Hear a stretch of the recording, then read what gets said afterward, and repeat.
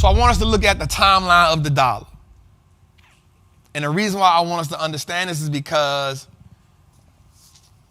there were countries that were prominent before the dollar. All right? China had a long run at running the world. Then after China, Africa came in. They became the breadbasket for a long time, and then they lost gold. And then after that, we got into a situation where, I'm fast forwarding a little bit, we get to Rome. From Rome, we're going to fast forward a little more, we get into the new America. Now, mind you, as long as America has been here, America didn't become the world reserve until 1944. And this is why I want us to tap in at. 1944, America becomes the world reserve currency. What does that mean? That means the world adapted to the idea that because America had the gold, we would buy things in the U.S. currency. Everybody with me on that? But in order for it to become the world currency, there's foreign central banks around the world. Right? So there's central banks around the world. These banks say, okay, if you want to get sanctioned, we're going to do it in American money. We holding this money in this currency. Well, they have American dollars. Everybody with me? American dollars now represent 59% of the money used around the world. So what I want to do right now is I want to show y'all that even though people talking about the dollar is about to lose and all that, that don't happen overnight. So let me disattach you from that fear. That takes a few decades to happen. Now, will it happen? I think so. It's going to take some time, though. It ain't going to happen tomorrow. Your dollar is still good, y'all. All right. So what happens is American dollar is 59% of the money used around the world. The next is the euro at 19%. The next is the yen. I got you. The yen. The next is the sterling. The next is the yuan. The yuan is only used at 3%. 3% of the world use the yuan. That's the Chinese dollar. So while people are fearing that the Chinese dollar will take over America, they have to convince the rest of the world that their dollar is structured and supported. Okay, let's go a little further. 1971, this is important for us to know, because I want to teach us how we get in this situation. Richard Nixon comes up with this idea that we need to take the dollar off the gold Bretton Woods agreement. So where did that idea come from? That idea came from Japan had an idea that because the dollar was backed by gold, that's where the Toyotas and the Honda, the Volkswagens, start being sold in America. As they sold cars to America, gold left America because you can only shift off, sell off what you can support in gold. Y'all with me? Richard Nixon says, yo, but he right. If we don't stop that, we gonna run out of gold, and that's gonna make them powerful. Nobody wants to lose power. Nobody wants to lose power. So Richard Nixon says, yo, this ain't gonna work. We have to stop them from either selling the cars here or we gotta take the dollar off the gold. But also, watch this, y'all. If you go look at it, 1971, America was battling inflation. It was at a high. From 71 to 74, then they battled again in 82. In 82, it was the worst inflation ever. That's when Ronald Reagan came in. So Reaganomics became a thing in America. So watch this. 71, Richard Nixon takes the dollar off the gold. He says, yo, it's only temporary. But what happens is Richard Nixon gets impeached. When Richard Nixon gets impeached, America says, yo, there's no way we putting the dollar back on the gold standard. Why? Because we get to print money freely. Y'all with me? We get to print money freely. I said this before. If you give everybody in here access to the bank, the only person that won't go to the bank is Jesus Christ. Everybody gonna find a reason to spend some money because you got free access to it. Don't care who you is. You give people free access to money, they gonna spend it. They gonna print it. What's good, trappers, man? It's your boy, the Wall Street Trapper. Right now, I want to invite you to an amazing experience full of value. That is my community, Trappers Anonymous. It's 100% the greatest fundamental investing community on the market. Listen, your portfolio should be a masterpiece. And the only way we get you there is if we help you to learn how to invest with confidence. Now listen, I get it. Like, you don't know a lot about stocks, or maybe you've heard people say how much money they lost in stocks, but I can guarantee you, one, because they weren't in the community, and two, they lack the information. Our goal in Trappers Anonymous is to help you, really to hold your hand on the journey to becoming a confident investor, learning how to navigate through the different events that the stock market goes through, to take you from panic to encouragement. There's no better time than now. This is an opportunity only for those who are willing to be on the journey. So listen, man, click the link below. Come join me in Trappers Anonymous, man. I will see you in one of our many classes, whether it's Moat Monday, whether it's the 2-hour class we do on Sunday, or whether it's just a book club.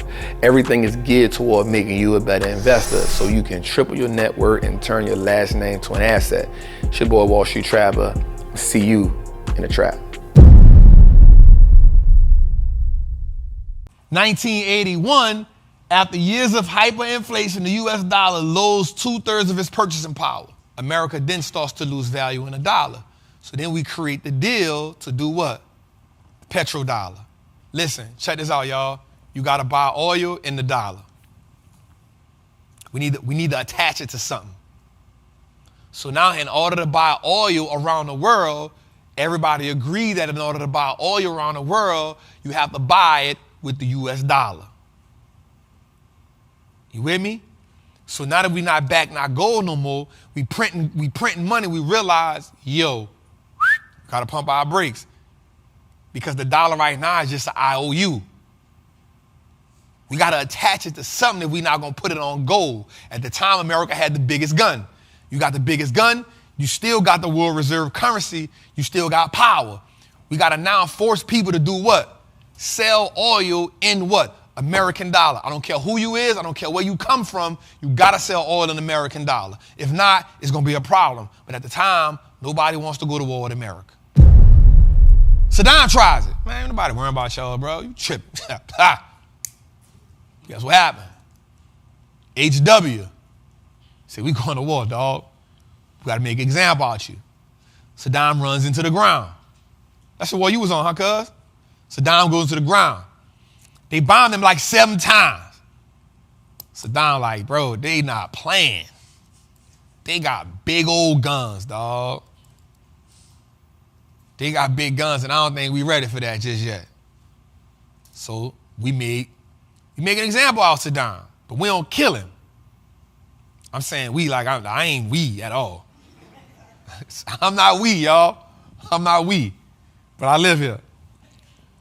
So after this situation, America says, all right, yo, like, let's rock. Watch this. We not paying attention to China. We ain't worrying about them. So America for some years sitting at big dog unchallenged.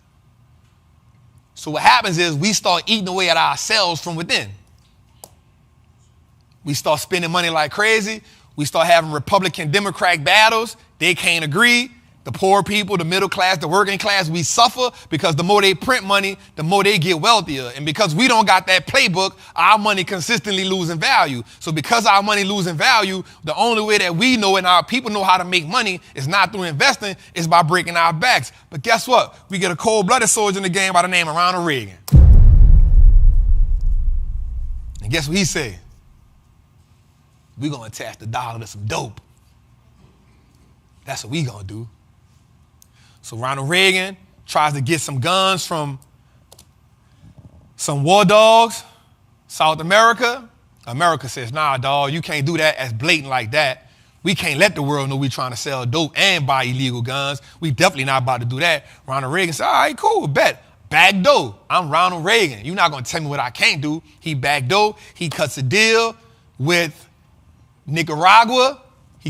Listen, I know my history, y'all.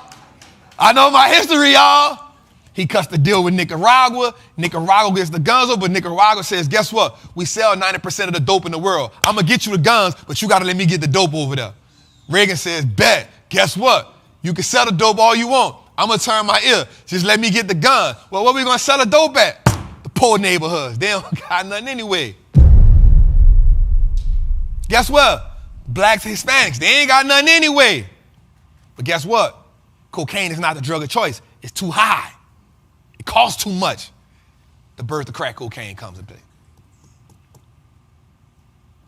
Then we get the birth of crack cocaine. What happens when we get the birth of crack cocaine? This beautiful thing we know as Reaganomics.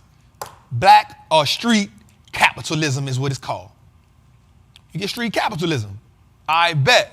Well, if you flood the streets, the low, and you put them in projects, which is what they call on purpose and intentionally, then now we can monitor the behavior. If we monitor the behavior, then we also know how to do what? Control them. Because what we don't realize is this. Before 82, in 70s and the 60s, yes, there were, in 65, yes, we were fighting for rights. Between 75 and 81, there was this thing called affluent Black America. Said it again. Go check my stats. Between 75 and 81, there was this thing called affluent Black America. That's why you got shows like The Jeffersons. Why we give birth to the Jeffersons? Why? Because Jeffersons gave us a visual of someone coming from the bottom going to the top. It was the birth of new black economics. Go look up the numbers. 1979, more black home ownership than ever in America. They gave birth to what's called the black middle class. More black people was going to college. More black people had paying jobs. More black people was moving from the ghettos and moving to suburban America. Thus, you get the idea of we moving on up. Let's go a little further. Again, we get Reaganomics. Reaganomics does what? Cripple who? The affluent black middle class. So then what do? We keep people with prominent jobs. We get people with good jobs at the time. What happens when you get a father who's a provider on crack? You get a broken family. What happens when you get a mother that is suppressed by the father that's on crack? Now you get single family neighborhoods. Now you get a mother that turns to drugs. Or you get sons and daughters that turns to drugs. Then you get the birth of what? Crack babies, which really wasn't a thing. It was a thing that they titled on us. Go look at the stats. When the term crack babies came out, only 2% of children on crack were black. But guess what crack babies did? Crack babies gave white America the idea to do what? Now I can break up the home a little further. What can I do now, Trap? I can now test this woman and now take her kids away from her. Doing what? Putting children in the system. So now what happens when we get this birth of Reaganomics? We get black fathers in jail. We got single family homes. We got children growing up in the system. Now we give birth to dysfunctional black America. But all the while, the dollar is regaining its strength. So even during Reaganomics, we became the asset for somebody else by your demise. Your demise, my demise, her demise, his demise. The demise of our family came at the building up the power of the dollar, which means poor black Americans have always been the asset. Whether you were the asset they were using during slavery, whether you were the asset used in the criminal justice system, or whether you were the asset they used to pump coke in America to cripple our neighborhoods, you, my friend, you, my brother, you, my sister, have always been the asset. You just didn't know it. Let's go a little further though. How y'all feeling? Welcome to Trappin Tuesday. Welcome to Trappin Tuesday.